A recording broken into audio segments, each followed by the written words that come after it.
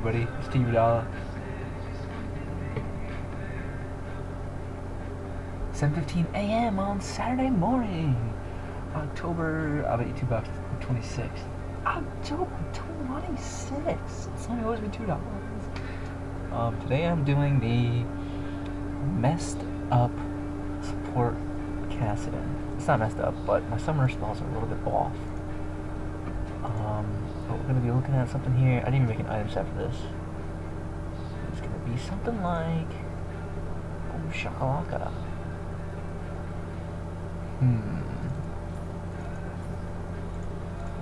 It's gonna look like. Just give me a second to get all set up. Yeah, should have gone mana pot. Okay.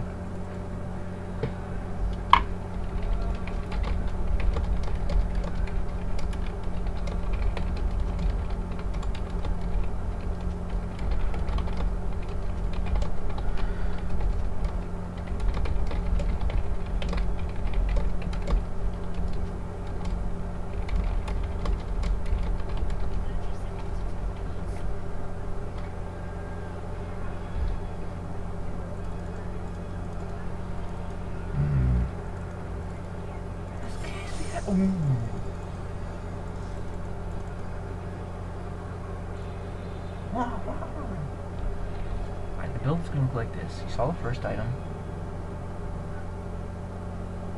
Where is it? Okay. Second item. Okay. Third item.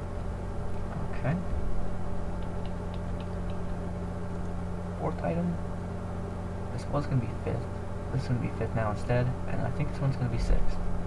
It's going to look something like that.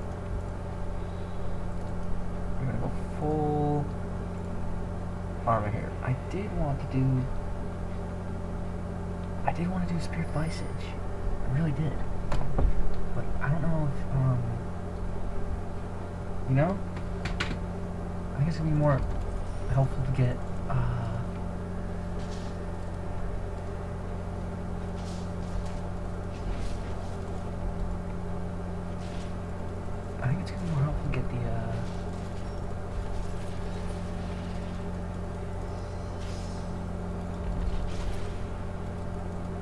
see that hook? See that hook?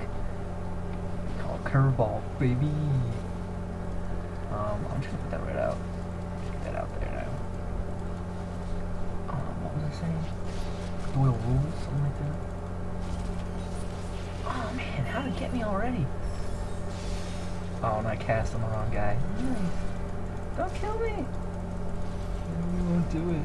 You will never get me. Yes, you got her. You got her. Yeah, bitches. Oh, how the fuck did I do that?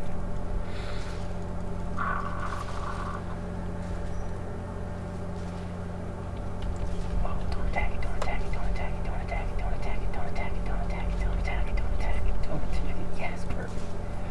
I want to hit that shit. Good work. Look. Yeah. I got one minion kill. I got two.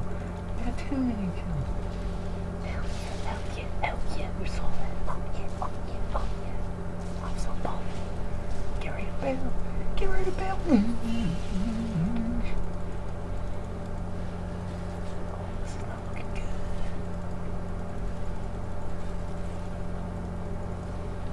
Okay.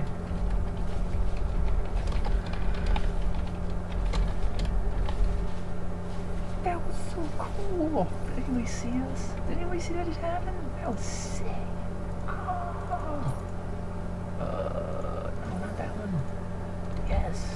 we're back in action, baby. We need that.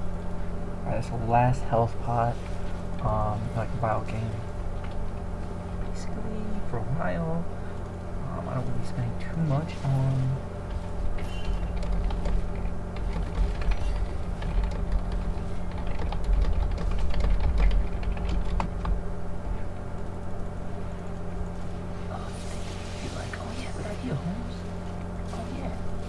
Oh, kind of sooner, right? Alright, so we kill the support. Alright. Alright.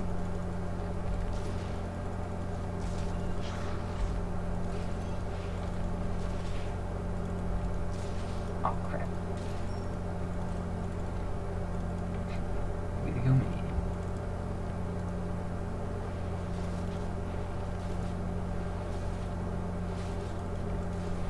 Call skill. Okay, wait for the cannon to hit. Oh, just hit. It targeted. Oh. Oh, that was so funny. How annoying that must be. What? What? You know, I'm just gonna be honest here. Okay. Cannon's gonna target. Ooh, time to get out. Time to get out.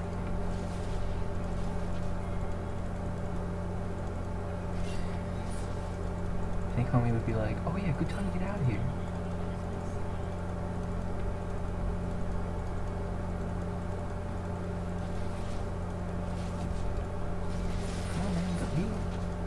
Doing all the work for you, Holmes. You're not gonna be getting the minions. I'm gonna be getting the minions. I'm getting there. Trying to get out of there. Not a good time to be up. Get the scoop. Oh yeah. Who likes being chased?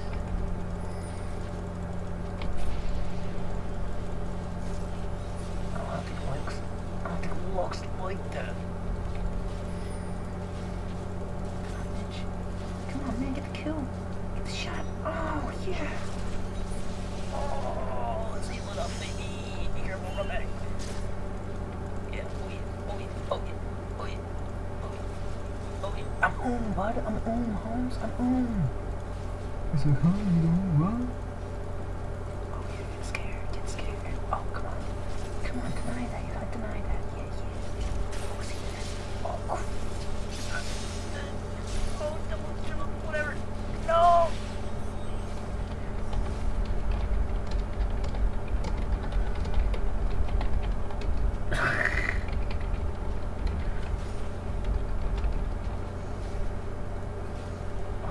Nowhere near. This is gonna be terrible. What do I need? I need this. I definitely need that. I totally need that right now. I need a huge help. Oh, I know what I need. I wonder we're losing Holmes. That's back lit. Hopefully my mom never watches this. If she does, she'll probably kill me. Like, what?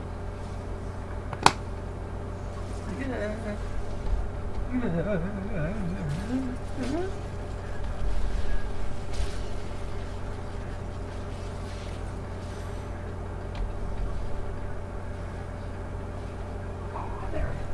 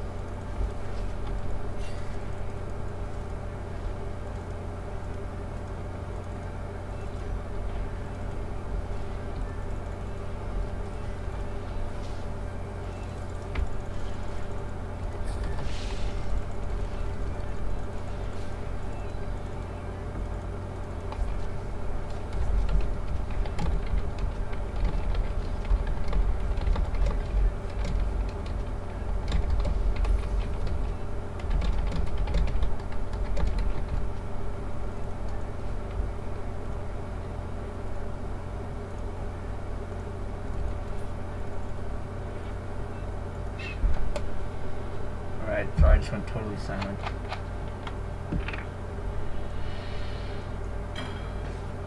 Alright, how deep are we into the game? We just got the upper hand in our lane, and we now have a second to look at everything that's going on. What's going on with all these stats? What's going on with all these numbers? Alright, what's Lux got? Lux got nothing. We have more ability power than Lux does with this. By 5. Whatever, by 5 still.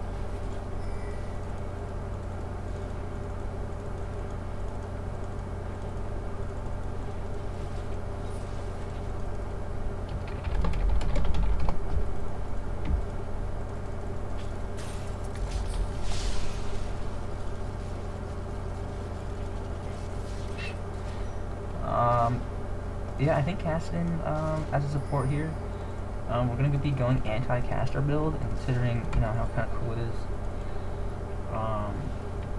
that we're going to be doing that.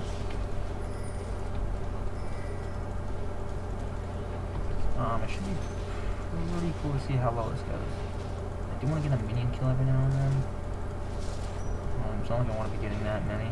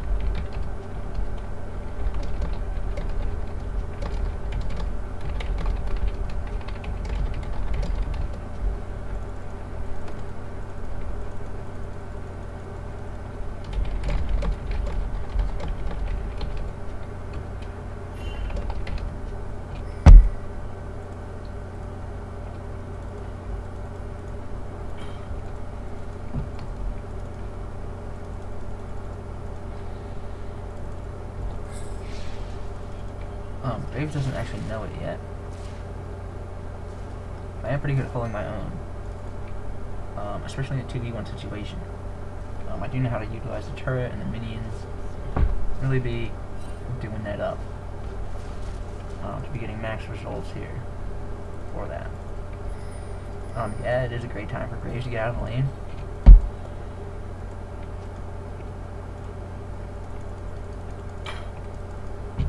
It's a great time for me to get fed on minions right now too.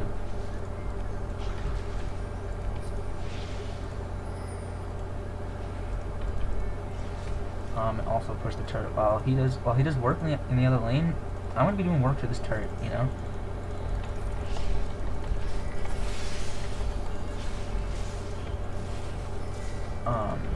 And also to Lux. But here's the point: we're under 50% health. Okay. I'm not even touching my keyboard. I don't care if I die right now. We're under 50% health.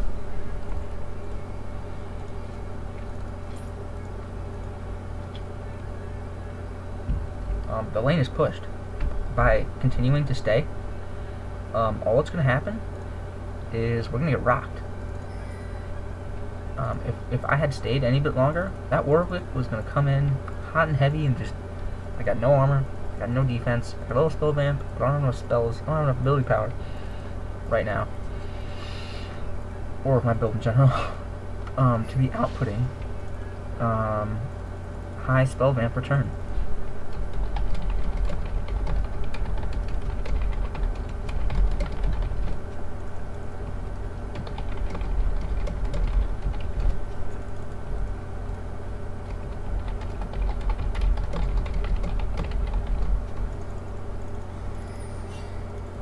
That's the point that we're trying to get across right now.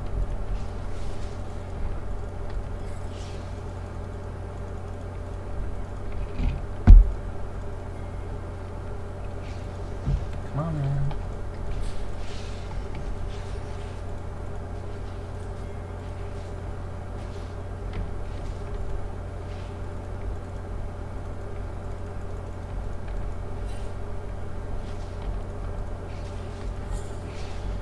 He's not getting it. Doesn't get it. No one has no bot lane. And 2v0? Bot lane is just retarded. Just too many people.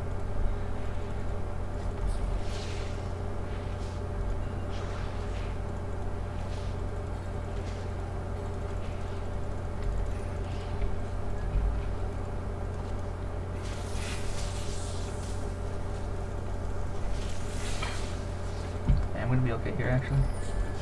I don't think you know.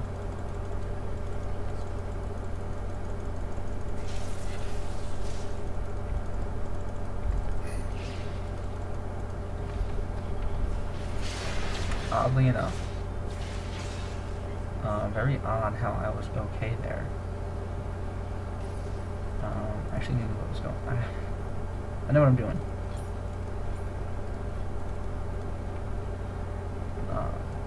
If anyone of my friends watch me play, they'd be like, you don't know what you're doing. Shut up, man, it was all luck. No, actually it wasn't. Got away from Warwick, knew that you saw him staying to defend the turret, kill all those minions. Utilized the bushes here. I went into the bushes and then came out. I did not do that here. That would have been a little bit extra too far, movement-wise. That would have been too far this way when I was going this way. It is cool that we do have an Aatrox. Sadly, he's not going health and attack speed. Aatrox build, attack speed and health. Why? Bloodwell. Look at your passives.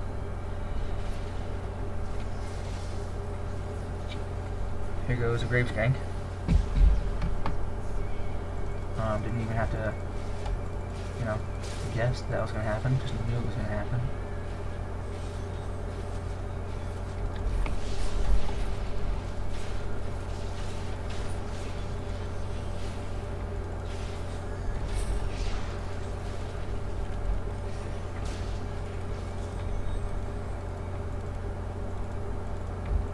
We do have a shit ton of magic resist. You saw Lux do no damage with her ultimate to me. And I haven't even used this yet. I don't really know what my guys are doing. It's just kind of cool that they're there doing work, but I'm not even going to worry about it. We have this turret to go down, and we need to wait for minions to really be, you know, doing work. Yeah. We do see Jax coming in. That's his name, right?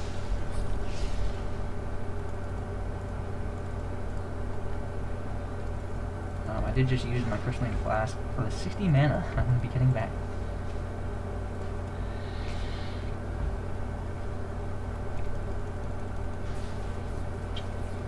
I already got caught. I just got caught.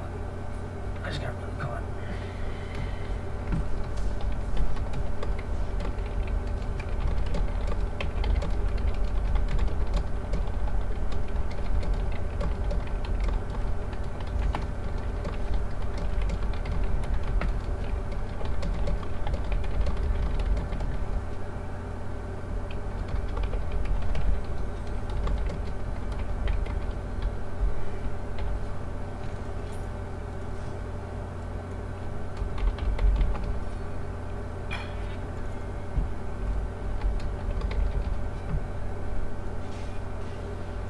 Producing a nice split here.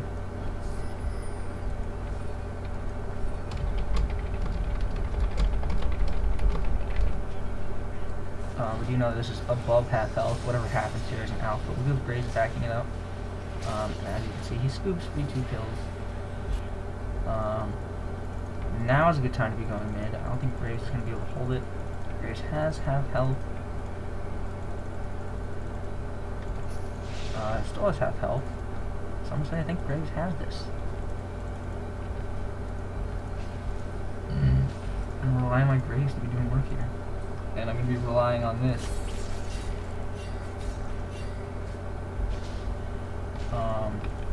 Perfect timing by that Katarina to give us a split. What do we know? It's dangerous somewhere.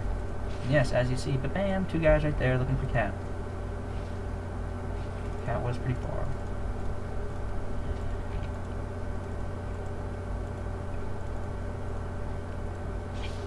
This is a good time to tell your Graves, no, don't come bot. They're coming to gank me in the bottom lane because I'm the only one on the map. You're going to see 3 guys show up in moments. Very seconds, I think. We don't even have... Yep. There's a guy.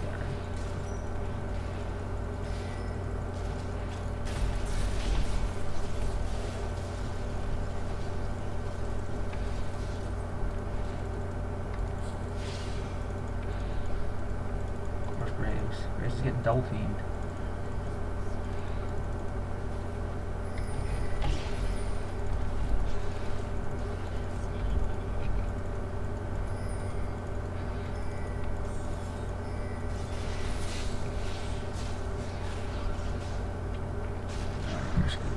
Out of mana.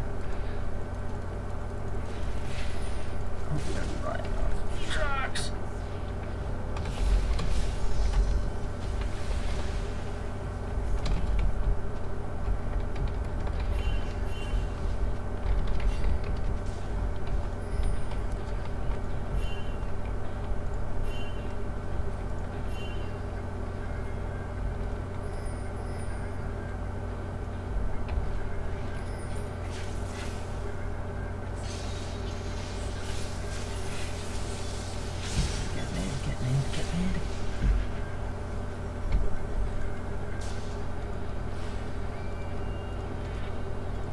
Dude, why?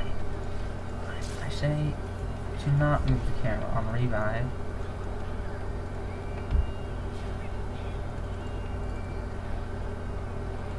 It's nice to see that only 1 tower on our team has gone down. Our top guy being, as it is, Aatrox.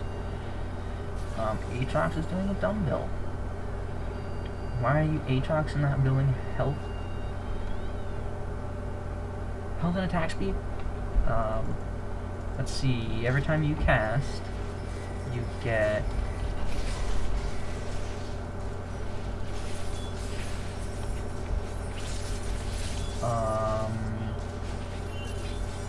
1% attack speed for every 2% in the blood well. Huh. What does that mean?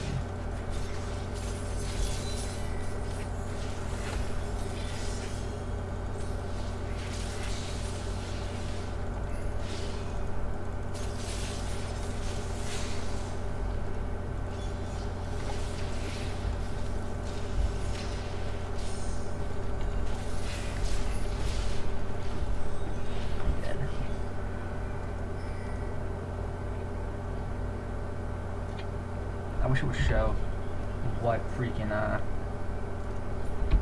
Aatrox Bloodwell does here. For every 2% health in the blood well, you gain 1% attack speed. So what does that mean? You need high health so you can keep attack, so you can keep casting your 2 spells that cost health. He's got no health in his blood well. He's not casting either of his spells as much as he should be because his health is so low. It is helpful, of course, to have a lifesteal build, which is what he has, so he can continue casting.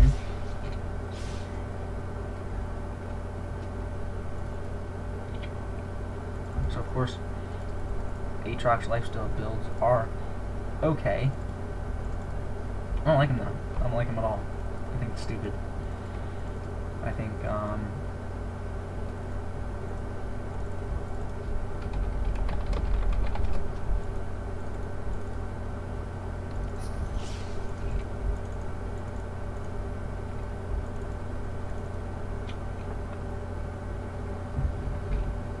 it'd be much better as an Aatrox to get that 40% cooldown. Okay. Yes, that would be nice. And on top of getting 40% cooldown, what else would be nice as Aatrox? You know what it is.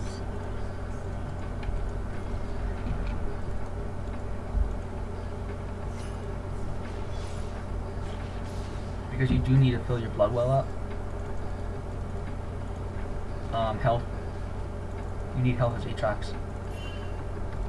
That's it right there.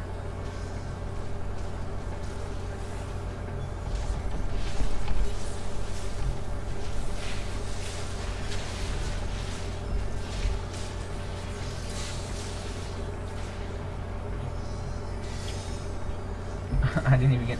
I was pressing F the whole time. I didn't get my cast with F off.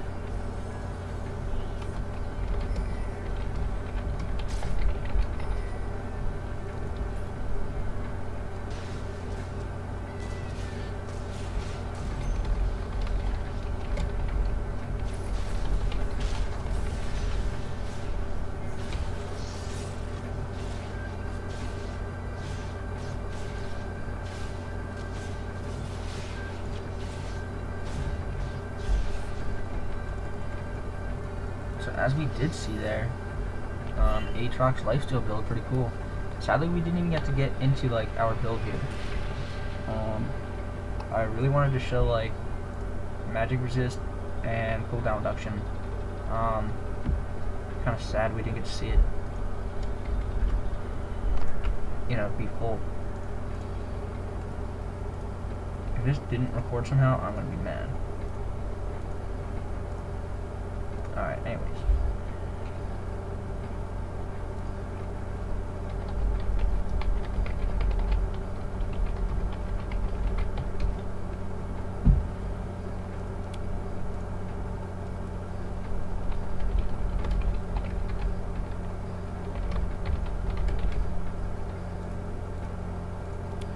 This cat does like me. We did talk at the beginning. 3 people called mid, me included. Of course, I had a copy paste, as you can see here, from the previous game. So when I went to copy paste my mid, it came out like that, and then 2 people right after me. Even though I had the first type, I didn't have a mid call.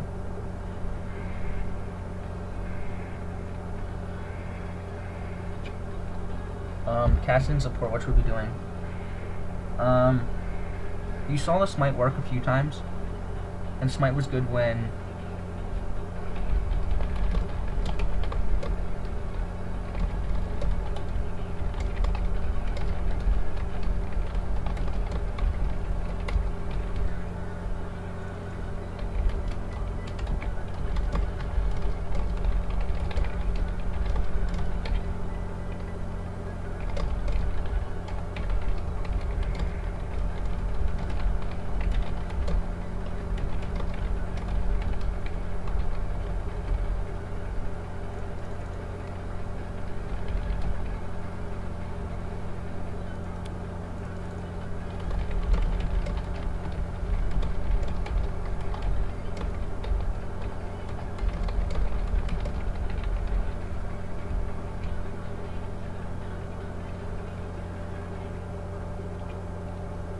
Of course, I totally forget what I was talking about.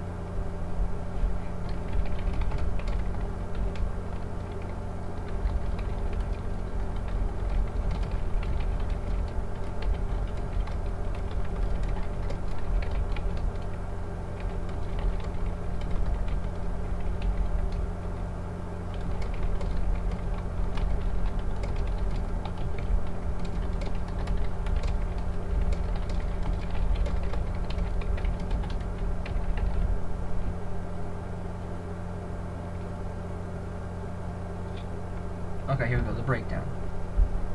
The breakdown. Lux did end up getting in a team's Holy Grail. It was nice for magic resist. I think that was mainly for me. But what did she have support-wise? As a support? Sorcerer Shoes? Did she really need speed? Did she really need boots here? Was she having a tough time running away from people? She has a stun and a slow. I don't think Lux really needs a boots.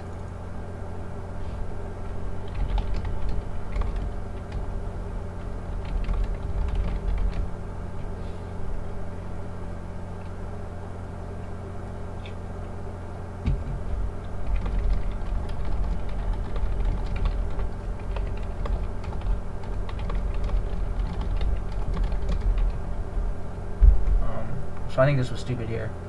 Do you need the boots? Are you actually doing the damage here, or should you, you know, be more focusing on slowing people with your stuns and your stun and your slow? I think a Leandri's Torment and a Riley's would be a support build for Lux, better than over this. What would have been good for a Lux here? Iceborne Gauntlets. You're against Graves, and of course I was against her. So against me, you'd have to be getting very high ability power.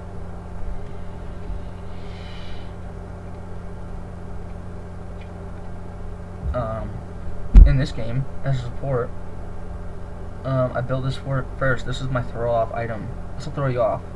When you're looking at my build, you're gonna see this item first and be like, "What is he even doing?" This just happens to work with Smite, and I do like the cooldown on Smite being reduced, especially as a support. If you do use support, if you do use Smite as a support, the tanky minions come out every 3 waves. So every 3rd wave, a tanky minion is going to come out. So if you did end up wasting your Smite on a non-tanky minion, as you saw me do, this cooldown on Spirit Special Wraith will help your Smite be up for that tanky minion. Of course, you have to properly time it. You can't be waiting, you know, a minute after the tanky minion comes out. You have to do it really kind of quickly after, to be getting a full utilization out of the Smite as a support.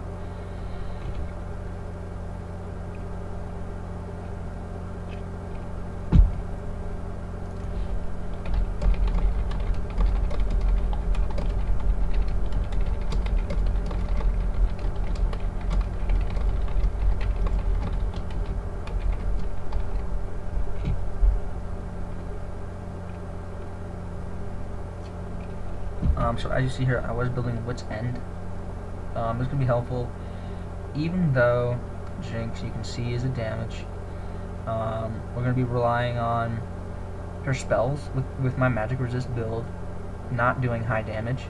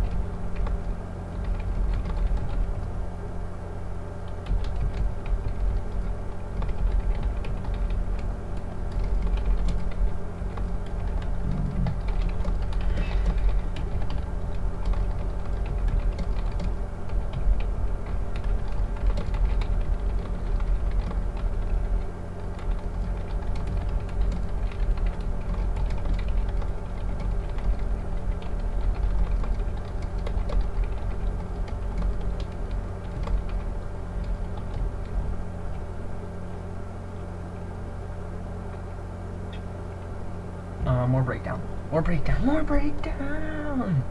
We will give out an MVP to the highest amount of turret kills on each team. For their team, you can see it was only Jack's top lane. That was it. For our team, it was Graves. Good thing I told him, get out of lane. Get out of lane, go gank. We have our lane pushed so hard, it'd be more helpful to get me fed and leave as an ADC when I'm supporting you than it would be to stay in lane and just make it worse. Just to stay in lane and die or try to get kills, you know. It'd be better for him to get out of lane at that point and get ganks. So you saw me tell Graves, get out of lane, go gank elsewhere. I'll ping bottom lane if it gets in trouble and we need to defend the turret.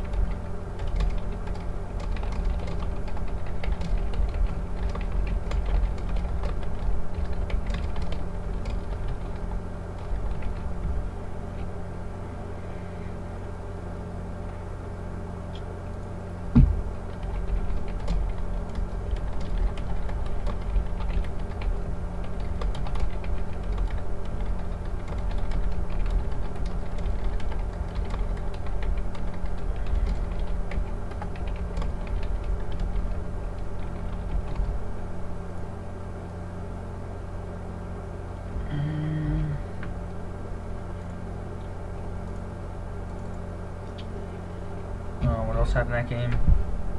Apparently the Warwick was a very good jungler. I did not like Aatrox's build, however it did do very well. He did do a great job here. Our jungler, 777, very heavenly. He probably didn't have to do much that game. I was not watching him. You didn't see me look, you know, at the jungler once, really. To be, hey, how's the jungler doing? What's going on?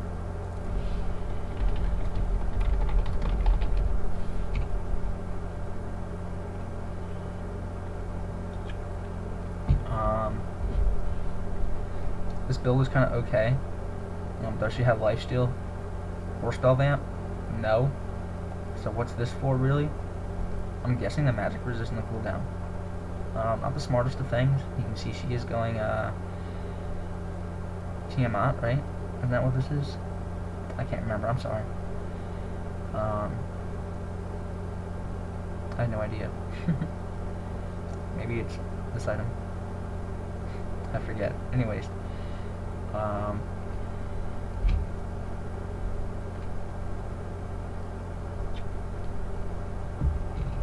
As a support, though, you're gonna wait until your ADC initiates. Once he initiates, you engage. You saw a scoop a kill together. We worked together and killed Lux in 2 seconds. I said, Lux first. I pinged Lux. We jumped over. I mean, I jumped over. I think Graves did too, with his little boost ability.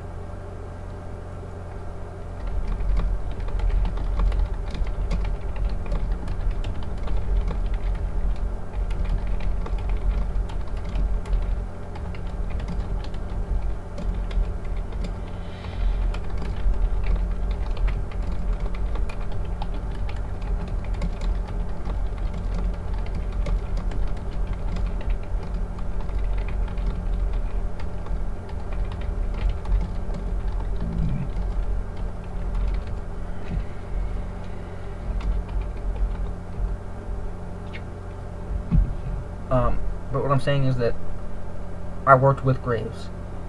I didn't engage on my own and just expect him to follow me. You didn't see me really do that. What else did you see? You saw me talk to him. I said, hey man, when we go in on turrets, I'm going to cause a distraction. They're not even going to notice you. Of course, the next time we went in, they focused him and they didn't even go for me. So that kind of stunk. But,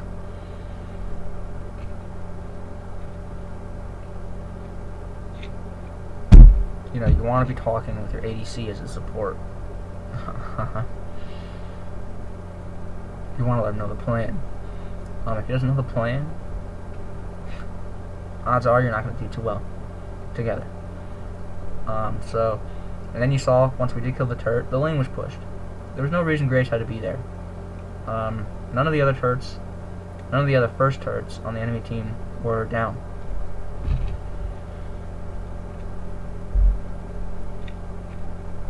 So I utilized, you know, where is the hot lane? What lane is hot? Where is the enemy going to be showing up hard? And you saw Graves. Okay? You saw me own the lane. I killed Lux as soon as she showed up in the lane. I didn't even get hit by a turret, I think. And I spanked Lux in that game. So you know that there's going to be aggression. The enemy team is going to rage whenever they're bottom lane, because they know that they don't like me. So when Graves was there, by himself, trying to push the turret, he didn't actually ping that he was there. He didn't actually say, hey guys, I'm going to try and push bottom turret now. Someone can help me. Luckily, Aatrox was swinging through for some reason. Not even sure why. But Graves got ganked by 3. The ADC, the support, and the jungle all went straight for Graves. They did not want to see anyone in bottom lane attacking that turret. Because it was hot. It was a hot lane. So that was kind of not really the smartest decision by that Graves. But you know, you gotta work with your teammate. You know, I tried telling him, hey man, don't show up bottom lane unless I ping it.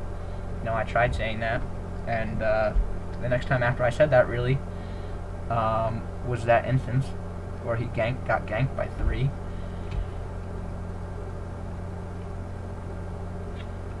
So whatever. Alright, I'm going to show you the actual build for Kassadin as an anti-caster, whether you decide to play him mid, or whether you decide to play him as a support. As you saw, it did actually work.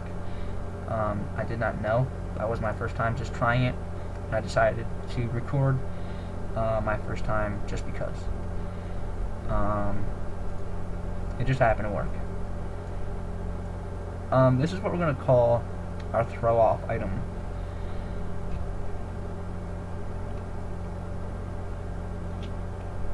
Why did I build this item? I'll tell you. Why don't I explain it? I was going to build this item, and with that item, I was going to get 40% cooldown reduction with this item. I wanted to get 40% cooldown reduction because I knew, as Kassadin, anti-caster, if I hit 40% cooldown reduction, I want to be spraying all my abilities left and right. He does have low cooldown to begin with. With 40% cooldown reduction, he's going to have an even way lower cooldown. He's basically going to be able to cast any spell he wants within, 9 seconds, I think it is.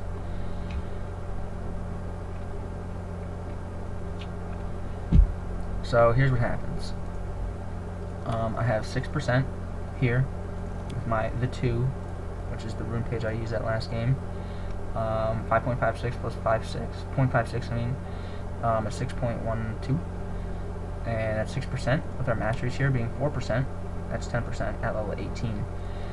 So I only need to have 10% here, cooldown reduction wise, and 20% cooldown reduction. That'd be 30 in game, and 18 at level, and 10%. Let me start over. That'll be 30%, 10% cooldown reduction, plus 20% cooldown reduction, plus the 10% for my runes and masteries. At level 18, I will have, without a third cooldown reduction item, I will have the max, 40%. So that's why I didn't get this.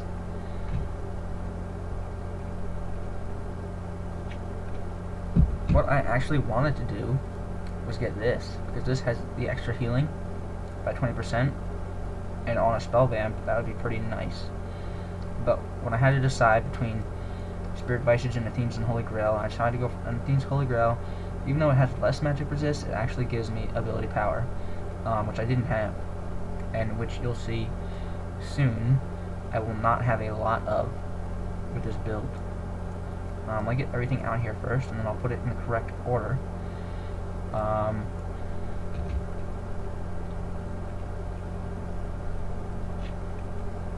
Okay. Here are our important magic resist items. Okay, if you can look at the prices here, this is the cheapest, this is the second cheapest, and this is the third cheapest. This is going to give us ability power and mana, pretty cool, and cooldown reduction, pretty nice to have at the start of the game earlier.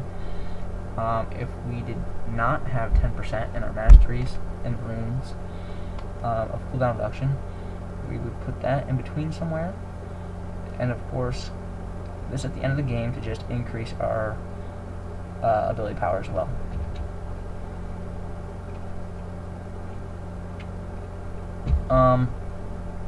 I do not actually want to get this first if I'm playing mid. If I'm playing mid, this is the order. Okay. If we don't need 20% extra cooldown reduction, then this is going to be our starting item. Why? Because we will be utilizing a smite and ignite build to get this first. Also will give us a jump with the spell vamp. We'll be able to heal ourselves.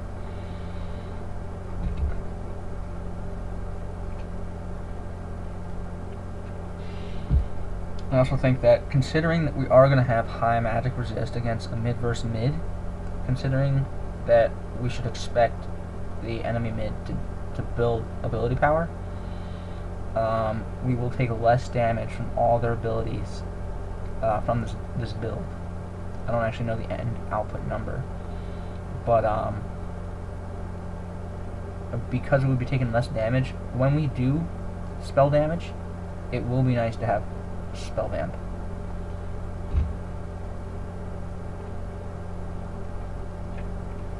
We'll be taking a lower percentage of damage through the enemy spells because of all this magic resist. So that small amount of damage that we do take will get healed minimally through spell vamp. That's really the plan. And I did want to really utilize these two in a build, but when we do have to make a decision between these two items, I really think that this one's going to be the one that we're going to choose. Why? Because this one has ability power. Also is going to give us his health, which we don't specifically need because we will have so much magic resist. It's going to be tough. It's going to be tough to kill us. All right, so here's the breakdown.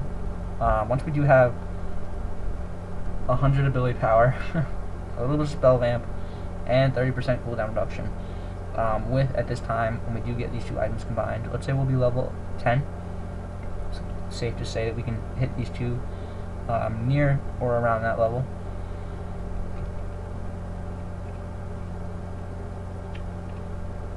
So when we do that, we're going to start needing to be building into the item set, the build. This is going to be cool. We're going to have 100 ability power. Alright, and you can see here the passive, the second passive, basic attack, steal 5, magic resist from the target on hit stacks up to 5 times. That means that we're going to reduce the enemy's magic resist by 25. That's pretty cool. Along with having 25 magic resist, not bad. Attack speed, going to be great. We're melee.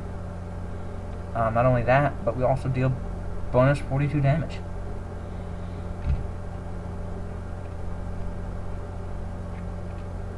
So already we can see this build going into a melee type of build. On top of that, we know that our enemy is going to expect that we're a caster. The only thing they're going to think to build initially is magic resist, especially when they see these two items. This item is really going to be your throw-off item. This is going to throw off the enemy. He's going to say, what the heck? What the heck? I don't even know what I should be building to counter this. What's he even trying to do? He's going to look at these two and say, oh, okay, just going for a little bit of magic resistance spell vamp. He's probably going to build high ability power items after this. We do know that these two are basic ability power items, and to be outputting damage, our enemy is going to need high ability power items. So if I do need to buy anything, it would be magic resist. And that would be hopefully what we're trying to get our enemy to think, so that when we do make the switch here to attack damage, he'll either already have built magic resist or not expect to build armor, which I'm hoping will give us the upper hand. Once we have Wit's End, we will have a high amount of ability power, considering the build. Okay, in general, this is a low amount of ability power. For this build, it's pretty high right here. These are really our only ability power items, and we can say that these are the two variables that we could at the end of the game, if we're doing well, Ghost Spirit Visage, or Visage, whatever it's called, instead of Abyssal Scepter. So we are more tanky, and we do receive more health from our spell vamp. But this is going to put us at 50% cooldown reduction, and on top of our already 10%, it's going to give us 60% cooldown reduction. So really, this is going to be the preferred item here.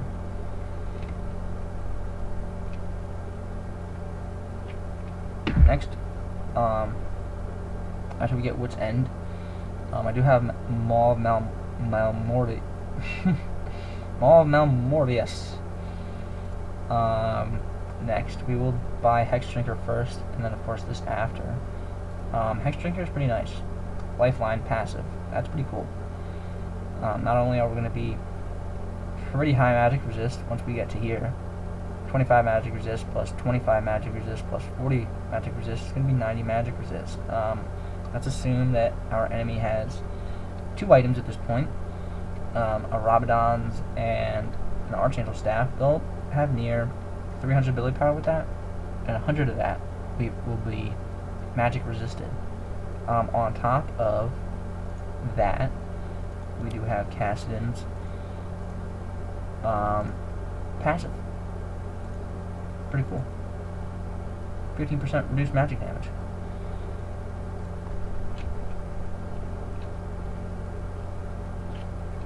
So we could say here that we have 90 magic resist. Our enemy has close to 300 ability power. We'll be reducing 90%, or we'll be reducing 90 damage with our magic resist, and 15% of 300 would be 30. So the maximum amount of damage an enemy can do to us with a spell that has 100% ability power stack would be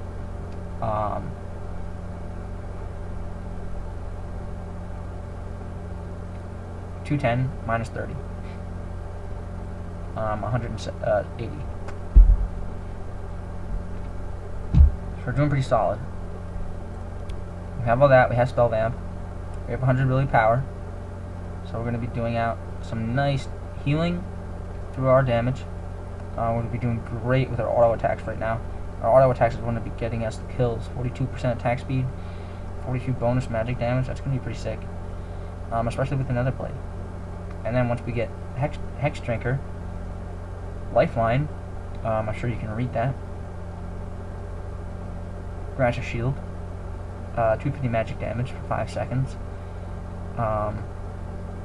Considering that the enemy is not going to be doing any damage to us with their auto attacks, this is going to be great. This is going to what's get us the kill. We're going to be getting the kills with this item. especially when we upgrade to Maul of Mortis, because that shield's going to be almost doubled, and we're also going to get a huge amount of attack damage, maximum of 35 attack damage.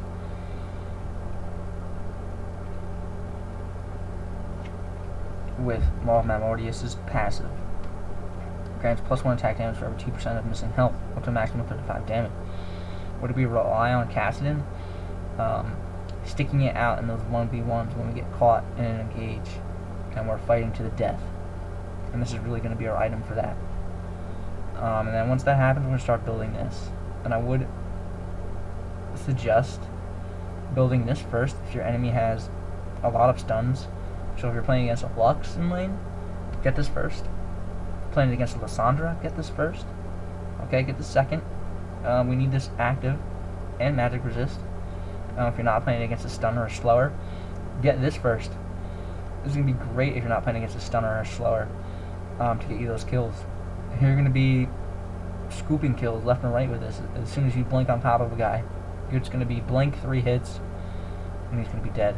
Basically, you're going to silence him, you're going to slow him, activate your W. And there's not much else to say. Knowing that if you are watching this video, you are looking at casters for the mid lane, and you have seen this item before. At this point, we have low ability power. Okay, we are going to be using our spells left and right, no matter what. So having this is going to reduce the magic resist by 20. Not only that, if we get 5 attacks, we're going to have their magic resist reduced by 55. Or no, 45. 45 reduced magic resist. So if they do build this item, they don't have any magic resist now because we have these two, Wit's End and Abyssal Scepter. So that's really what's going on.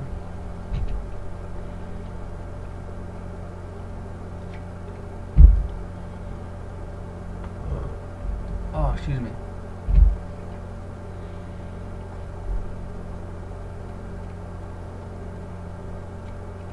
What else do we have going on? Probably some chores later today. No, I'm kidding. We have 40 magic resist, plus 25, 65 magic resist, plus 40, 105 magic resist,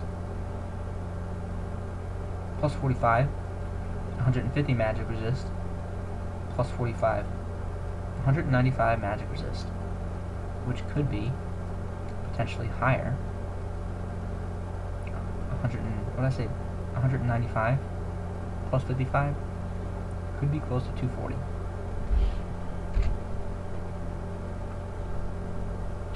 Roughly. What other magic resist items do I suggest? I would not suggest armor.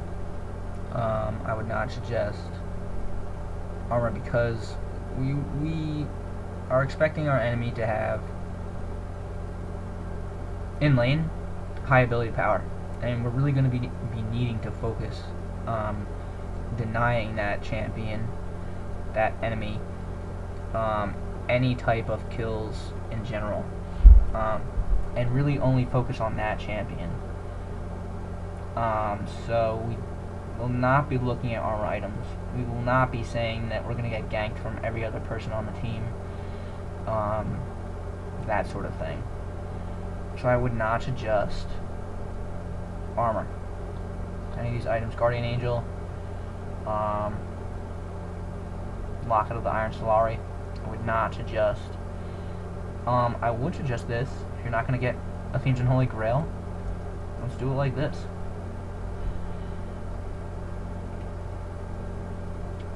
And why do I suggest this? Because at the end of the game, with this build, we will have 20% cooldown, which isn't too bad, but we'll have such high mana regen and high mana with this item, and also the active stuns and slows, removes them. It's pretty cool, and silences, and fears, and taunts, and roots, and a heal too.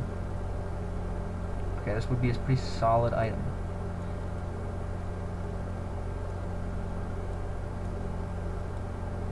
I am going to save it like this so that if I go to use this, I'll have it for me. I would suggest this item. Oh, not available on Summer's Rift. Never mind, I wouldn't. But I would because it has ability power. And 50 magic resist is one of the highest numbers you'll see here of all the magic resist items. 40 magic resist, 45. 55 highest. 55 highest. This one I do not actually suggest. What does it give you? Health and magic resist. But we're a mid lane caster. We don't really need to be tanky. I'm sure it does help.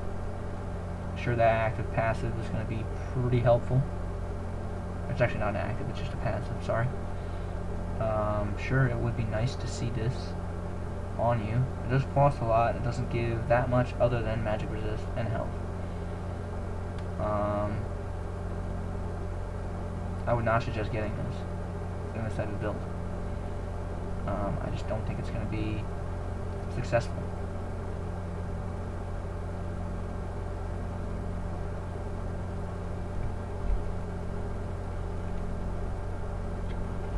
If we think of what items can we replace in the build with Banshee's Veil, considering what we want to be outputting, actual attack damage with these three, and a little bit of ability power, this one and this one. This is not going to give us really anything. We can't actually be switching this with any. If we are, I would sell this and put this in. If you really want it and you really think that you're going to need it, do that. Sell Spirit or sell one of these two items for this. But I don't like it. I don't think that it really interworks with this build here. Having random health would be nice if we had a Warmogs. If you do want random health, get a Warmogs, get a Frozen Mallet. Get something that's actually going to do more than just give you health. Get a Rod of Ages. We already have magic resist. We don't need specifically more for any reason. This would be an overkill. Say overkill block. Item of overkill magic resist. This one.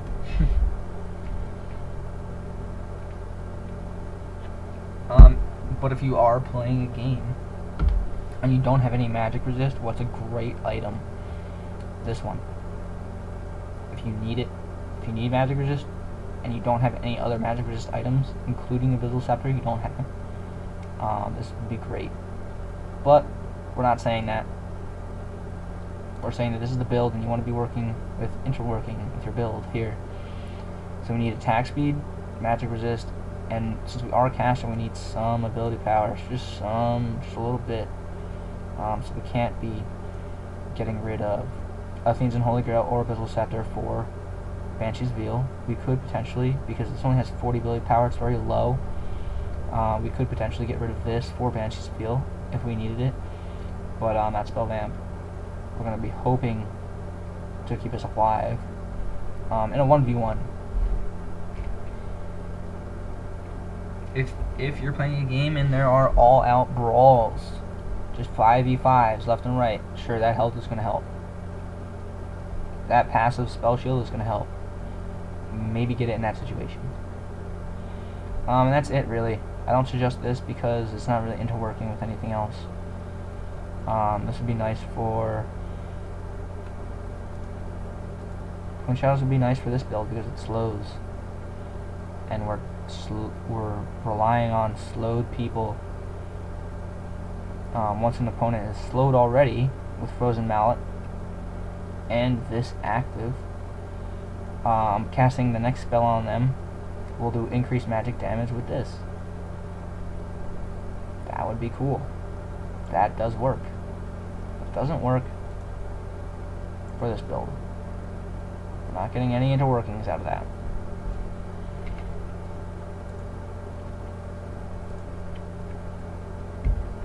I think this is a cool item, just because of the passive. That's pretty cool. We don't want Aegis of the Legion. This is not going to be available in the one that we're looking for. Not available on Summer's Rift. That's about it for magic resist wise. Oh, Odin's Veil. This kind of looks cool.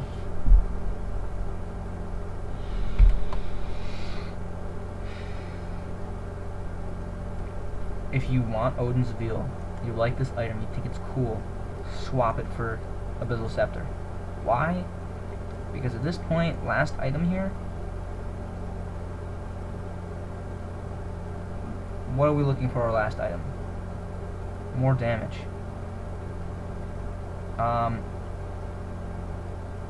So, even though this has ability power and this doesn't, what does Odin's Veil have? That passive, that active.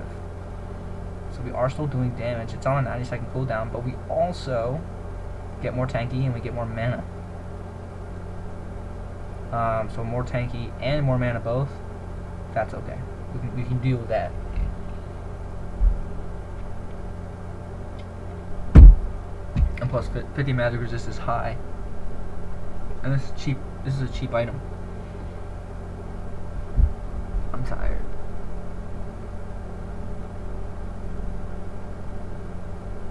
So maybe consider Odin's Veil. Oh, voice crack.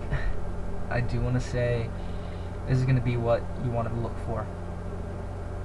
Something like definitely these 5 items.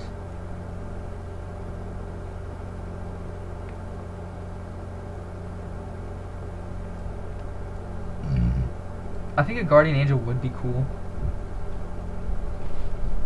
It does sound cool. Expecting that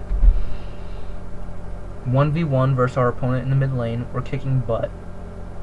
But 1v4 everyone else on the enemy team, we're not doing well. We're getting denied.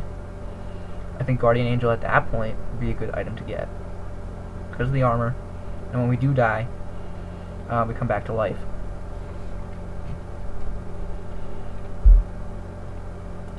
And what's cool about that, they won't really be expecting it. And we'll give you another chance to get a kill. Of course I know that you know what Guardian Angel does. I'm just saying. For this build, it could be a cool last item. Could be. If you are getting focused by the other enemies on the map, and it is taking you down, swing Guardian Angel. If you don't like this build, okay, the interworking items that we have here for Kassadin is this, is this one, Wit's End. When we look at Kassadin's passive,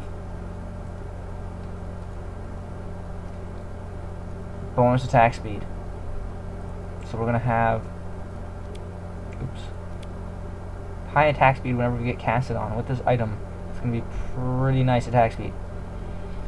So if you don't like any of these items, you don't like my build, you don't like this, you don't think it's cool, at least get a Wit's End if you're gonna be going for a non-high ability power, no mana build.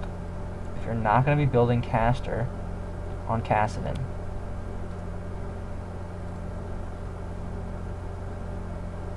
with mana and ability power, and you're going to be looking for anti-caster with cooldown reduction and magic resist, Wit's End is like your go-to item.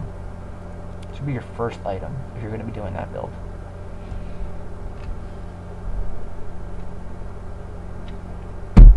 What's bad about it? Only 25 magic resist. That's a small amount of magic resist. Sure, you do steal 5, the passive. You do steal the enemy's magic resist. Up to 25 magic resist stolen from the enemy, but it's really going to be a low number, so we need more magic resist. Left and right.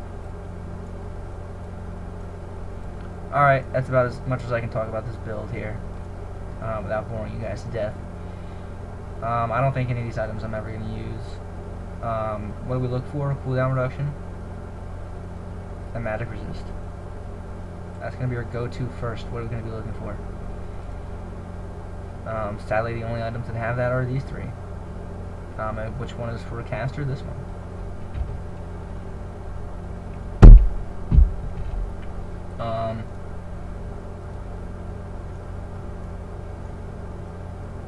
sadly, even though this one is for castors, if we are going to be building Spirit of the Spectral Wraith, it would be nice to give this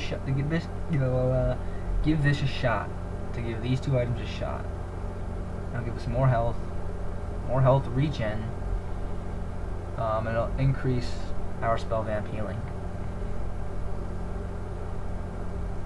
What would I do if I were you and I don't have 10% cooldown reduction with my runes and masteries? This would be my build. Start of the game, go 2 fairy charms and health pots. I've done that build before and I love it. It used to be my go-to build forever. I think you can actually get 3 fairy charms.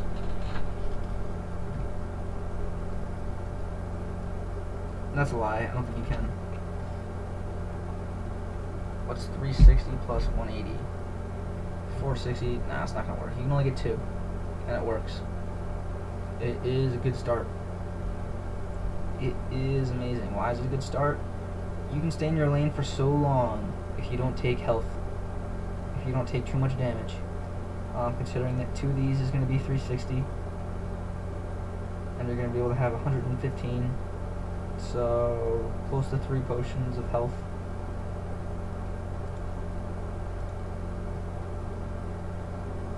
Okay. That is a great start. That works really well. I've done it before. I used to start out the game doing these 2.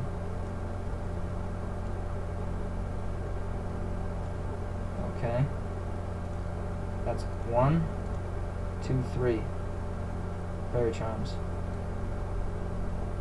That was a good start. I love doing that. Back when I liked Athenes and Holy Grail for a caster build.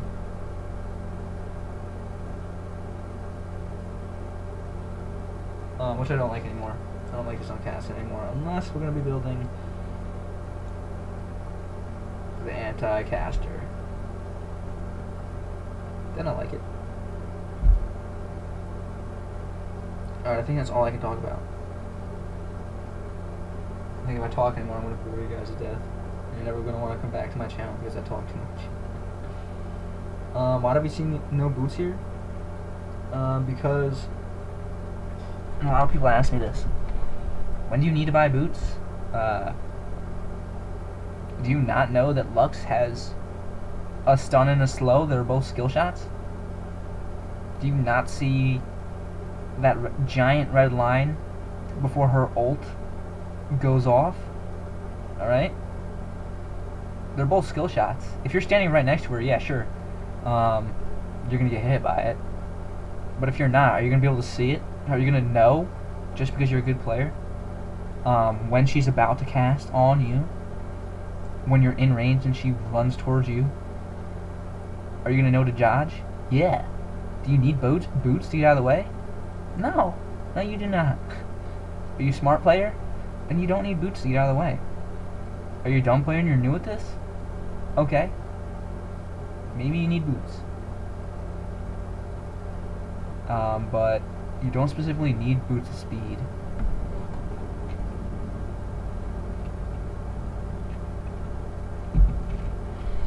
To 1, be getting away from people. Or 2, chasing people.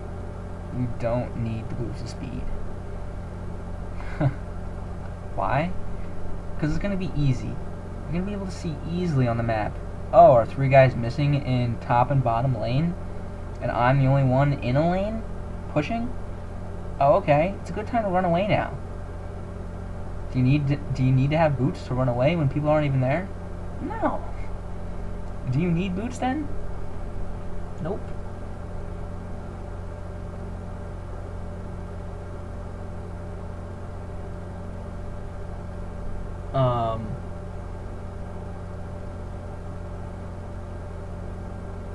And that's how I learned to play the original Dota on Warcraft 3.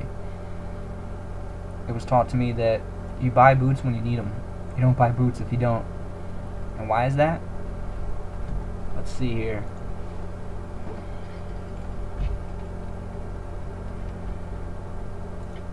Why do I not need boots? Let's break it down. Let's see. Here it is. Costs 3,300 for this item. We get 120 ability power and extra 30% increase to our ability power. That's 3,300. Half of 3,300, it's gonna be 1,650. So it's 1,650. Considering this item, what should we have?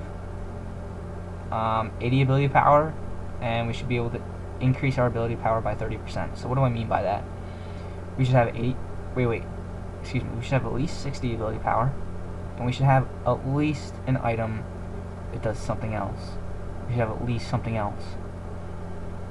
Alright, let's go back. If only I could click on cost. Order this in cost. It would be better for you to build. Definitely not this. Possibly this. This would possibly be better than boots. Possibly. It'd be better for you to just be building an item like this one for the cost of boots. Because why? Look at the output of boots. 25 magic resist. For 1,200 gold, you get 25 magic resist. That's it. That's it. That's it. Really? For 1,100 gold, we get 15 magic penetration. Really? 15 damage extra on all spells? That stinks. For 1,100 gold, really? Really? Really, guys? Is that really how much it costs for that? These are just retarded. $1,000 just to get faster? Dumb. I'm also considering here that you're gonna buy the enchants. $1,750 for the highest enchant price here. Okay. You could get. You want to move faster? Okay. All right, that's cool. I like moving faster too. I also like having an item that does other stuff besides just letting me move faster.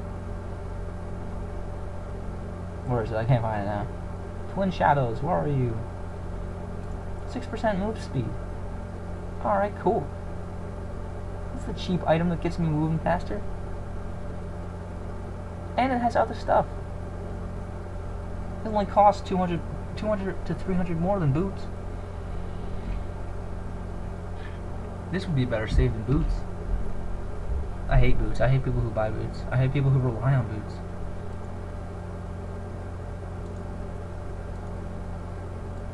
But just to give you more on boots.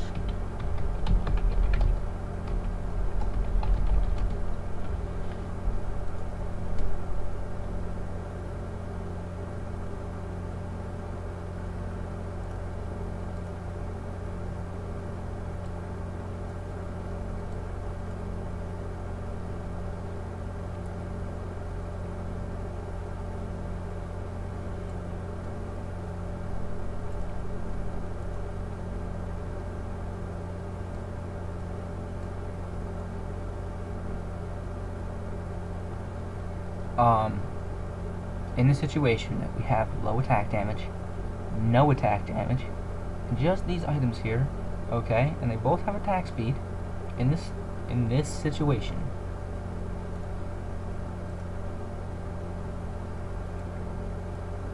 an addition of boots, along with 16% move speed, okay, it's gonna be a smart choice to get boots here. Why? We already have 16% move speed. We already have 40 and 50. We already have 90 attack speed. This is going to be a stacking item. This is going to stack harder with that.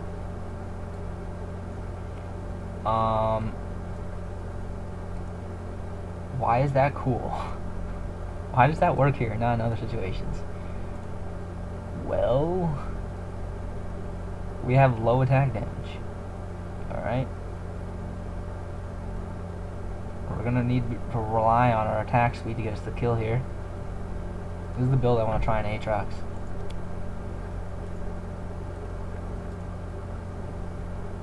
Just read this. Aatrox gains 1% attack speed for every 2% blood that is in the well. Okay. Sounds good. High attack speed. 10% cooldown reduction. 20% cooldown reduction. 10% in runes and masteries. That's 40% cooldown reduction. Now, anytime that I cast my 2 spells here, Dark Flight and Blades of Torment, which both cost health, that will add health to this blood well, alright, and give me 1% attack speed, I'm going to be stacking that. It's going to be a stacked number. It's going to be awesome. I need this high health at the end of the game so I can continue to make my casts. So I can continue to use my health in cast form. Why do we not build a lifesteal? His W. Oh, okay, so we already have some lifesteal, so what else do we need? Other things. Sure, as you saw that game that I just played, they stacked lifesteal on the Aatrox on my team. I thought that was dumb. Apparently it worked very well for him with whatever his build was. He did kill that Warwick. I was watching that for a reason. So him stacking lifesteal worked. But I think if he was stacking attack speed, it would have also done him well too. And also worked. So we'll see what happens with this build.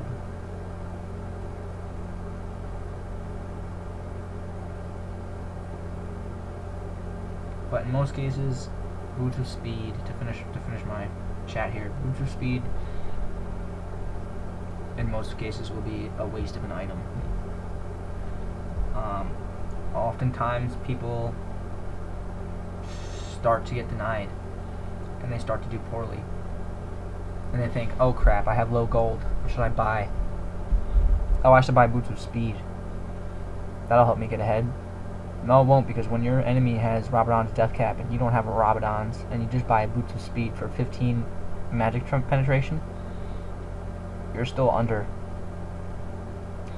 by whatever 120 ability power is divided by 15.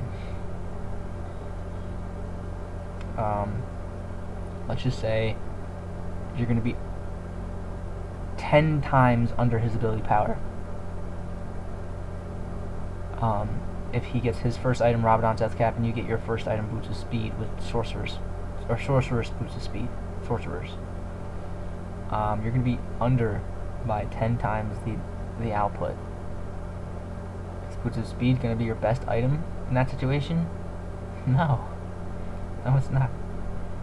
Is it going to be cool that you can run back and forth really fast? Sure.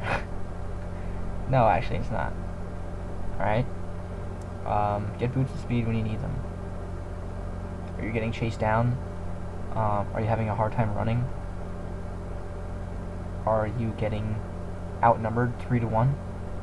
Alright, grab Boots. You're going to need to run away at this point. Grab them. That's what happens to me when I'm Lysandra. I'll normally get Boots of Speed right here, because at this point I'll have 2 stuns and a slow. Alright, let's look at Lysandra real quick, just to finish this chat. Maybe slow? It doesn't say it. Yeah, it does. And slowing movement speed. Okay, it was stun, rooting them. You have another stun, frozen solid stun. Okay. We have 3 disengages here. And this. You can reactivate it and disengage. Yeah, you can do that. Okay. So are Boots of Speed going to be my go-to item for Lysandra? Not my go-to item, but once I get to here, if I am still getting ganked, if I am getting into a 3v1 situation, alright, Boots of Speed are really going to help. Am I going to be the powerhouse on my team because of this build? Probably not. But if I play smart, I will be a terror and a threat. So Boots of Speed in this situation, good idea. Right, it happens to me a lot. I want to get more videos of me playing Lysandra top lane, because when you're playing against an 80 guy who's melee, who has to get in close, when you go off cooldown, even though Lysandra has a low cooldown for everything, Alright, you still are going to have some times where you go off cooldown and you're going to get chased and you're going to start running and get caught. So at that point, boots is going to be what you need to get. But that is seriously only after this item.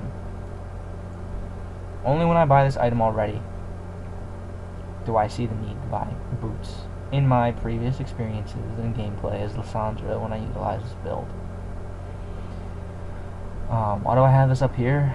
Because sometimes once I get Riley's Crystal Scepter, I like to get boots after. But what do we know? 50 ability power? That is low. Plus 15 magic penetration? That is low. We need to focus on getting higher ability power first before we focus on getting boots. So, in the at least situation, boots could be bought after Riley's for this build. But oftentimes, you're going to want to have more, I don't know. Oftentimes, it's just going to be better to wait. Okay? This is a perfect last item because, as you can see here, Teleport, Flash, and Ghost Summoner spell cooldowns are reduced by 25%. That's great for me because I use Teleport, and I use Flash and I use Ghost on Lissandra. Flash and Ghost. So when we already are getting engaged by 3v1s wherever we show up, when we do show up and the lane is not hot, this is going to be a big help. So I do suggest getting boots in that situation. That's a good time to get boots. I don't suggest getting boots in other situations just because you like them. Just because you like them doesn't mean that it's the item to get. Alright? I hate it when people ask me, why don't you get boots? Well, I don't really need them. I'm only going to get them if I need them. And I don't need them. Alright, guys. Thanks for watching. I hope you enjoyed watching Kassadin play this with support. Oddly enough, I did instantly in that game say, in the pregame lobby, you guys didn't see it, but I did see that we had a Graves, and oddly enough, I had won a game recently as a support to Graves. It just happened to work that way. It was kind of funny. As soon as I got level 6, it was like hell on wheels. It was disgusting what me and Miss Graves were doing once Kassadin got level 6. So I did know, okay, that I had won in the past, Kassadin and Graves. Kassadin Support, Graves ADC. So I did know that was a good, or a solid bet to be putting money on.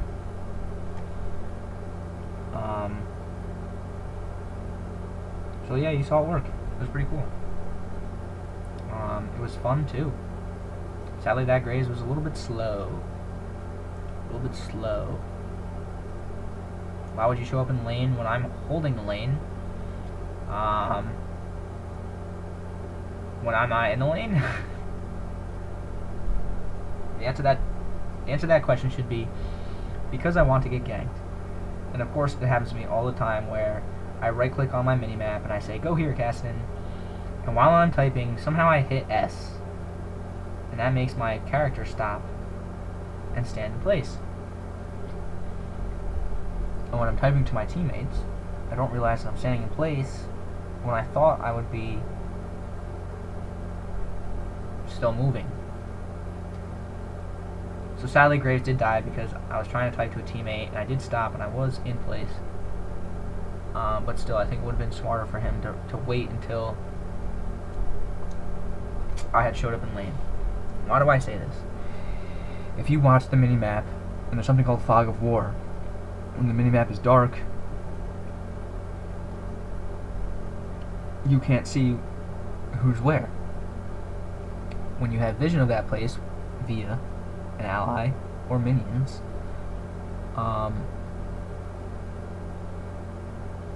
you have vision of that place.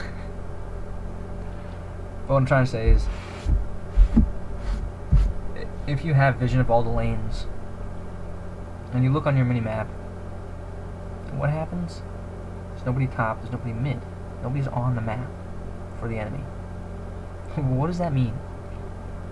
That means you should look at your minimap and see who on your team is pushing. Who on your team is at the front line of the minion battle. And when you look at that, you should be looking for who is the furthest. Am I just as far as the mid lane guy?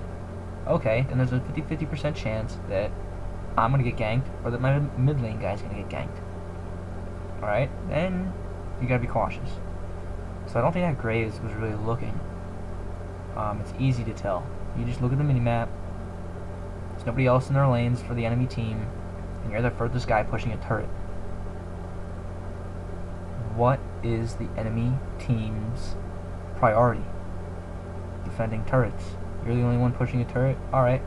Expect a few guys to jump out and try to kill you. So it's just really these situations where you need to be paying attention and have map awareness.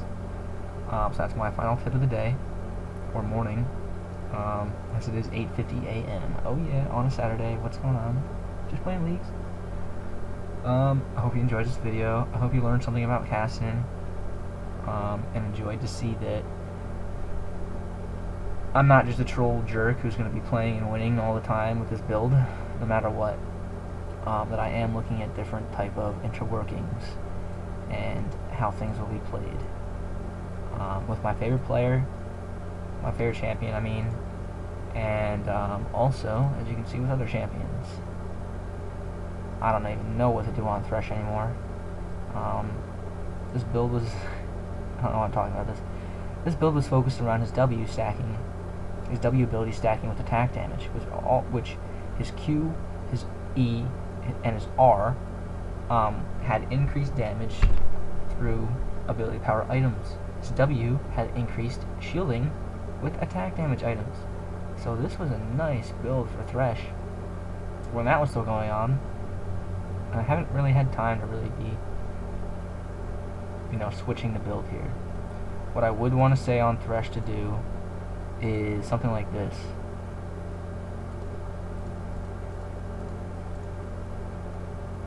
Yeah. This is a nice first item to get on Thresh. Why? Nobody expects Thresh to have a high attack speed or even be doing damage with that. Plus the little amount of ability power is going to be cool. He does not normally get high ability power as a support, even though it would be the best way to go for him. Alright, we want to be getting this item like 3rd or 4th. But what do we know about Thresh support? That he has a hook, which is a stun or slow. He has a push or pull, which is a stun or slow. And his ultimate, the box, is a massive slow. So this item works great. Anytime you're with an ADC next to you, you can slow an opponent, you're going to be getting the kill for your ADC with that. Okay. What also do we know? We also know that there's going to be most likely an ability power support with an attack damage ADC. What does that mean?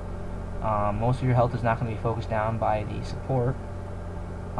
So most of your health will be focused down by the ADC. Will be good items for that. Armor items. Let's say that we do want to get a little bit of magic resist on Thresh. What would be nice to get magic resist wise on Thresh? I like this one for Thresh. 6% movement speed. That's the only reason why I like it. But also Iron Locket. Locket of the Iron Solari, excuse me. This is nice. Magic resist wise, not that great. We do want to be building tanky. And we do want to be building cooldown reduction on Thresh. So, cooldown reduction, tanky, magic resist.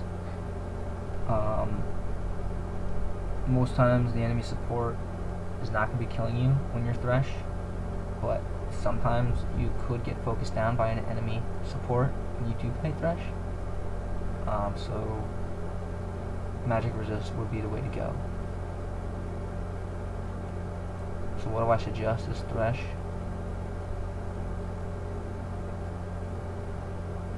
This item first.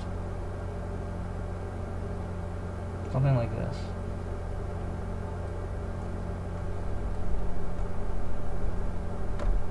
It'd be nice to see on Thresh. That's just basic though. I always get this item first. This is the first starting build. I do get, actually, this is my starting build.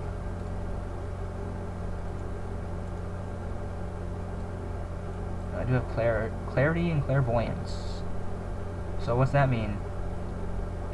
I'll probably end up buying under 300 gold worth of sight wards and still have my map and team fully warded with my clairvoyance, being that it will be on a reduced cooldown by 30%, and being that I also have 10%, that's 40% reduced cooldown on clairvoyance. We don't even need wards. Every 30 seconds we can check wherever we want. Doesn't matter.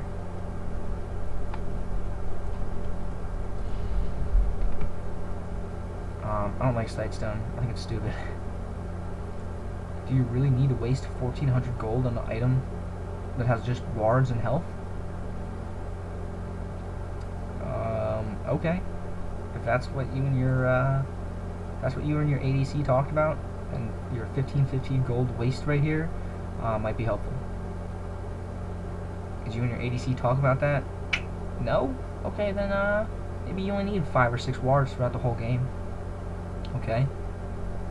You know, in most cases, you don't need the full map warded to win a game. But sure, of course, we do know, in most cases, if you do have the whole map warded, your team will have the upper hand. But what does that mean? Should one person be warding the whole map, or should your whole team be getting wards? Your whole team should be getting wards. Alright? If you have clairvoyance and your whole team is also getting wards, you might not need to buy as many wards because you have that clairvoyance. Alright, that's what I'm going for.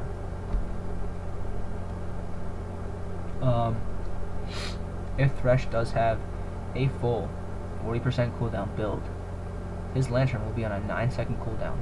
That's pretty important. Okay? If you're going to be Thresh and you're going to be fighting people as a support, your support move is the lantern. You're going to be throwing a shield to your allies often. Okay?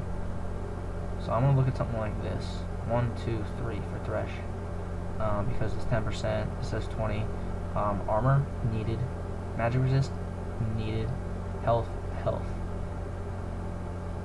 Mana, needed. Actually, yeah. And then this will be your finishing item. You'll have a slow, another slow. You'll suddenly be doing damage as Thresh. It'll be kind of weird. At that point, what'll be cool?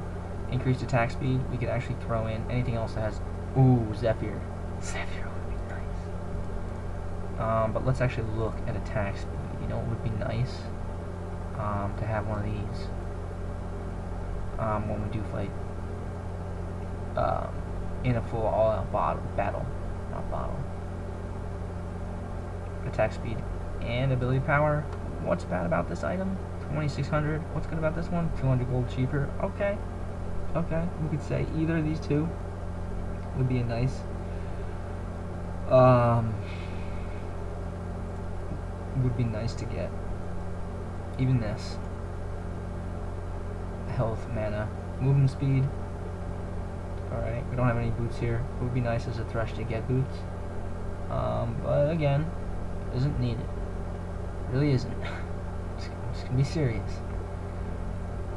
It isn't need 100%, alright? It would be very helpful. It could probably be about 75% helpful. Okay? 75% of the time it could be a better purchase to get boots than not. As Thresh. But seriously, you're gonna be support. You're gonna need item. You're only gonna get to like half this item in most games. In about 60% of your games. Okay, your boots here aren't gonna have an output for you. It's gonna be anything beneficial. What's gonna be beneficial? Having 900 health with 70 armor and 500 mana. With all of your slows interworking to deal extra damage over time to get you those assists as a support. Alright? That's what's going to matter. Not you having Ionian boots of Lucidity. Lucidity. Lucidity. guess we'll be doing Clairvoyance, Clarity as Thresh. Anything else I can talk about the board, you guys? Let me get to it. The one build. This was the build where it all started. Alright. I have talked in my previous videos. I think I haven't actually uploaded it yet, but I will soon. About Diana. With every champion, you saw me look at their passive to base their build. Okay? Diana's passive. High attack. Okay. Excuse me. Diana's passive. Attack speed, additional magic damage. What's that mean? Why don't we build items that have high attack speed? Why don't we build items that have high ability power? That would be nice. Just so happens that the one build, our Kassadin Support build, has high attack speed, and it also does have high attack damage with our mana. Wait, high attack speed? Oh, and high ability power. But we're also going to be looking, because we have high attack speed, for additional additional attack damage. So what would I like to see on a Diana build? I'd like to see a Zephyr. I'd like to see something like this work on Diana. Where we have this. I want to see that work, because we will have a high attack speed. So what's really going to get us that damage is Diana. Let's consider her actual abilities. Her Q does not do that much damage with ability power.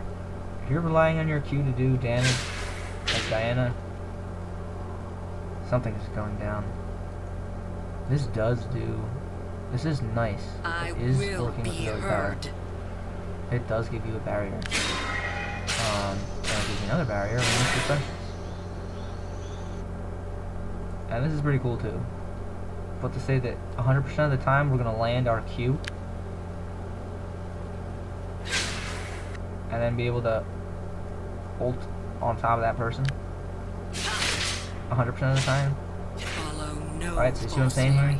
And our E just doesn't do anything. Just slows people. So it would be cool. I bet that we could go health and attack speed, attack damage here with Diana, and I'm gonna try that out in the future. You're gonna see in the future that happening. What's going on for her passive? It doesn't actually really stack with the player, so we can't base our items off of this passive here. But we do, of course, base our items off of her abilities. See that happening? I like this guy's passive. I don't know what to make of it.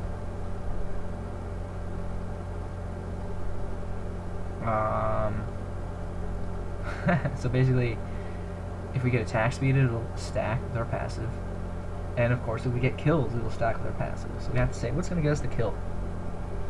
I like Varus. I really like his Blighted Quiver. You saw the one game where I go AP Varus and it works. And it was just hilarious. I don't even know how it happened. I tried doing it again, it doesn't work. Dealing magic damage based on target's maximum health.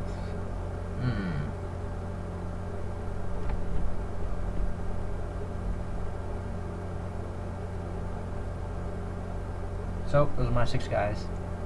And of course, this passive, we don't need to buy armor, we don't need to buy ability power. Alright, so our focus is we don't need to buy armor, we don't need to buy ability power. Okay, we're getting health and slow. Okay, we're getting health, not armor. Magic resist. Alright, we are going to be stacking more armor, but we're going for mana. And we're also going for the slow here. Alright, low ability power. Okay, it's not a high ability power output. Low ability power, health. Attack speed, magic resist. It's looking kind of okay. Doesn't look that bad. We want to buy some ability power items. We want to buy some armor items. We want to be a support. We want to be facing against an AD guy, ADC. But we know that we're going to be able to get, over time, higher ability power, higher armor, with those 2 things. So we do have more of a spread. So the focus is really on health. anyways, it's hard to break that down, how I got into this. But we know that having 2 slows, reducing our enemy's magic resist, having high health and magic resist. Having the slows is going to be beneficial to get assists. Having the magic resist is going to be beneficial to stay alive. Support versus support in an engage between ADC support and ADC support. When we are trying to get assists via our slows, this is going to help us get the assist. We're going to get the assist because of this. And at the end of the game, when our ADC goes out of lane to gank, and he doesn't come back to bottom lane because he doesn't like us, he doesn't like playing League of Legends, interworking or mechanically with the game's actual strategy, and we don't see him ever again, this will be good. You know, one of these. That'd be nice. This would be sick. This would be sick. Oh, we'll have 50 cooldown reduction here. 50%. And I don't want to rely on not having magic resist and having ability power instead. So even though this would be a cool item, we do need to rely on that health first. And, well, specifically the magic resist for this item, being what I talked about before. When we are focusing on cooldown reduction item. I really should have ended this video an hour ago, but I did end up talking about everyone instead of just Kassadin anti-Castor. So yeah, if you can remember that you watched the game earlier, magic resist and cooldown reduction, the new anti-Castor build. Let's see, with our Kassadin anti-Castor build, what would I suggest? If you are going to be getting this item, and you know that you're going to be getting this item because you have 10% with your runes and masteries cooldown reduction, and you only need to get 30% cooldown reduction in game, and you know you're going to be getting this item, go smite. Go smite. Whether you're in mid or whether you're supporting, get it. Alright, when you're a support and you're all alone, what happens to you? You're in the bottom lane, you're all alone, you're trying to push, and it takes you 8 minutes total to kill one wave of minions that has a tanky minion. What's going to allow you to keep pressuring your lane solo? That smite. That smite is going to do it. Alright? That smite is going to be what's up for you. You're going to be like, wow, thank God I had that smite. Now I'm not a useless lord. Okay? Other than that, let's imagine we don't get this item, we don't get smite. As a support, what do we want? Support Kassadin, what do we want? Probably cleanse. Okay.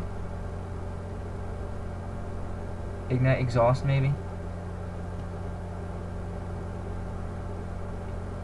Probably a heal, but this has such a long cooldown it's not even beneficial.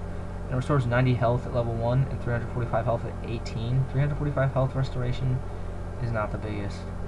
It's gonna stink. It could be beneficial to you.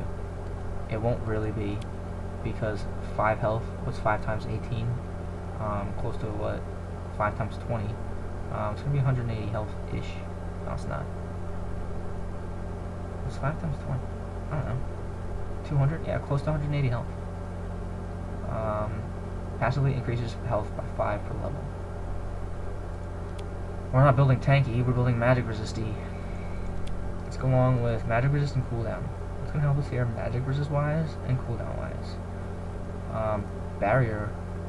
But we're really going to be focusing that we have an ADC with us. Flash? No. Do not get flash. Don't get flash ever. You're Kassadin. What does that mean? Even ultimate that allows you to blink farther than a flash will allow you. What do we know about that? Instead of getting flash, why don't we just get mana? Yeah! Let's do it. Or, instead of getting flash, why don't we get attack speed? So that when we use our nether blade, we get more mana back. I hate this. I hate this video. All you see is the minus 25. It's like, really? Really, is that it? Is that all that happens? Okay, his blade glows a little. Is that what you're trying to show me? Yeah, it did glow. So, Maybe a teleport. Maybe it's going to be helpful for you to be, as a support Kassadin, teleporting places and helping out where you need to be helping. Why don't I suggest clarity? I don't know. I don't think I like clarity on Kassadin. You just gotta focus on getting attacks. If you can stay out of range of the enemy and get a basic attack in, your mana's gonna go up. What does that mean? You're never gonna use clarity in the other game. Level 15 and on, you're gonna be like, why did I get clarity? That was so dumb. So what would be cool? An exhaust and a clairvoyance. That would be your best bet as a support. Your best bet as a mid. Your second best bet as a support though would be ghost. Ghost and heal. What else would be nice? A cleanse. Imagine if Lux does stun you and you're running with your ADC, you'll have that cleanse to get away and not give Lux that kill or that ADC that kill. But in the mid lane for Kassadin, with our magic resist cooldown reduction build, Smite would be pretty cool. Smite is going to be a needed spell. I'm going to say it right now. Why do we need Smite? We're not going to have high damage output at all. And it's going to be tough to keep our lane pressured. And not only that, it's going to be tough to get gold in our lane. Especially if our enemy or our opponent is poking very much. Get the Smite. Get rid of those tanky minions. Don't let your enemy get a jump on you. Get Smite. Why? You're a melee guy. If you're a ranged caster, don't get Smite. You don't need to get Smite if you're a ranged caster. You can say, way back, you can be cool. You could be drinking a soda. You could be having a smoothie. You could be drinking a milkshake. You could be eating dinner. Alright? And you still won't die in your lane while keeping it pressured because you're ranged. You're a melee guy. You're Kassadin. Smite is helpful. Flash is not helpful. Why is Flash not helpful? Its cooldown is like 4 minutes on cooldown. That stinks. When are you ever gonna use that? It's retarded. I don't like Flash from Kassadin. Oh, it's great to have a double blink. Yeah, it'd be better if you were just smart. It'd be better if you just weren't them. It'd be better if you knew how to use your ultimate instead of having to double flash after. I would go Smite Barrier sometimes. I only go Ignite. And in the games that I play mid on Kassadin, you do see me just immediately first damage of the game. Ignite Null Sphere. Okay. Oops. I get Ignite on Kassadin for this while on cooldown. So what does that mean? Every time Ignite comes up, I burn it. Why? Let's imagine that your opponent in lane is a noob and they go boost of speed, the recommended, and 5 health potions. They're gonna burn a health potion right then and there. Your lane, the game is gonna be started. It's gonna be under 2 minutes into the game, and they're already gonna use their first health pot. All right. In the case that you're playing against a person who has 5 health potions in the mid lane with boots of speed, you're going to want to be constantly burning down their health so that they do have to use their health potion over and over and over, and you do want to be focusing on doing that so that they continue to buy health potions and waste their gold so that you can get the jump. That's why I get Ignite. That's the sole reason. Ignite is not my kill move. My kill move is I've already burned my Ignite, so their health is already going to be low. My kill move is just me being a boss and getting in there for when I need to be there. Sure, sometimes Ignite does get me a kill, but I don't actually use it for the kills. I use it for this. And I get it off as fast as I can because I want that 5 extra ability power, that 5 extra attack damage. That's it. I don't know. It just seems to make sense to me. It's like, why get exhaust? Oh, exhaust is so great. I can reduce my target's magic resist and armor by 10. Yeah, like once every 4 minutes, man. You can't rely on that. You gotta rely on you. You gotta rely on your stuff. Oh yeah, Flash is great. Yeah, but it's on like a 4-minute cooldown.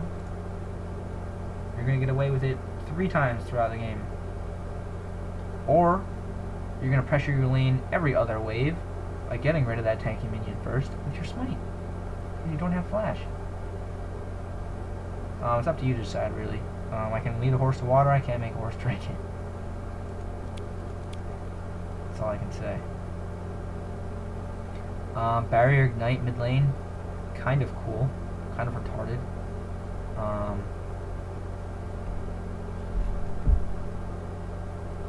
In most times when you use Barrier, it's only good for a 1v1.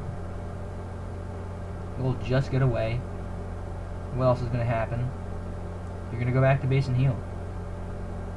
Whether or not you have Barrier. And your lane's going to get pushed. So, what would be better? Getting Smite and Ignite. As a support though, Exhaust would be pretty cool. You're not going to be getting, you're not going to be killing people and poking people every time you show up in lane. It's not going to be death every time you show up in lane. So Exhaust will give you that upper hand. But if you're playing mid, you should be able to know that you need to be killing your opponent and knowing that your items are going to get you the kills, not your summoner spells. So I don't like relying on Ignite for a kill. Why not? You see often, a lot of times, whether you've done it or whether you've watched a video of it, somebody Ignite an opponent on very low health with 2 bars left of health, and what happens? They ignite and they run away. They're like, oh, it's gonna kill him, don't worry. I got the kill. And what happens? That person runs away, he gets down to like 4 health, and he ends up recalling in the bush. And you're like, oh crap, I didn't actually get the kill, are you joking me? So you get Ignite for that +5 ability power, +5 damage. Or a melee caster. +5 damage, +5 ability power is going to give us the jump. Especially when our opponents get Doran's Ring for their first item.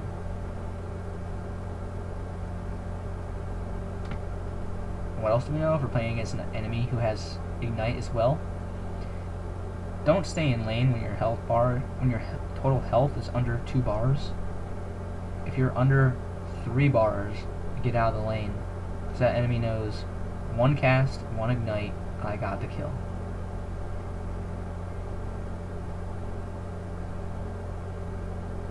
Alright everybody, I'm getting out of here. I'm seeing you guys later. Thanks for watching the game. I said this before. I fake left earlier.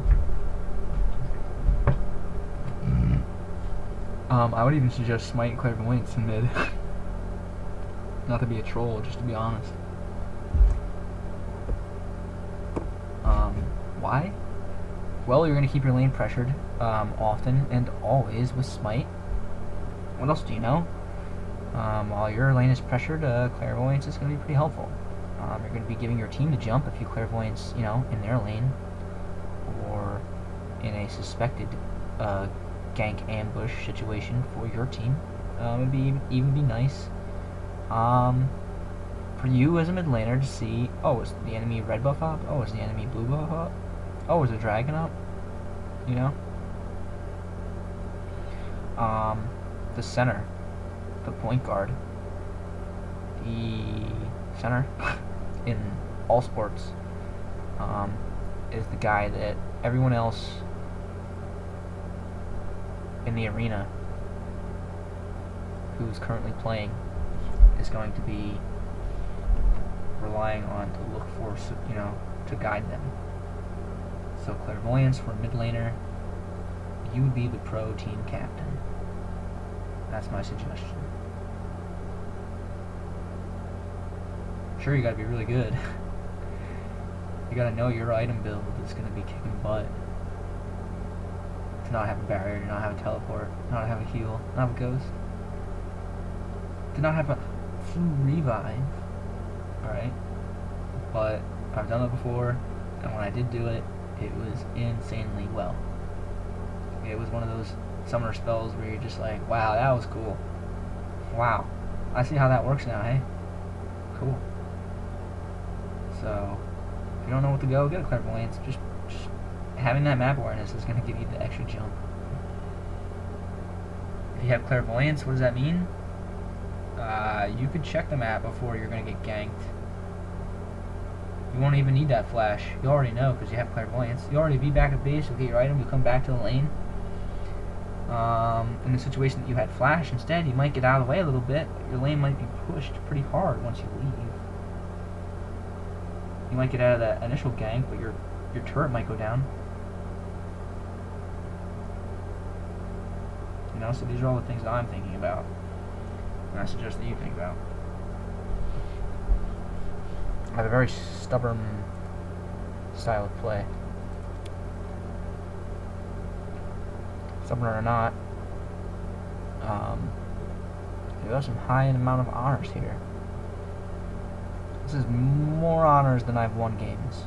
I've gotten more honors than I've won games here. I'll just say it. How many games I've won? Yeah, 355. Right here with these two.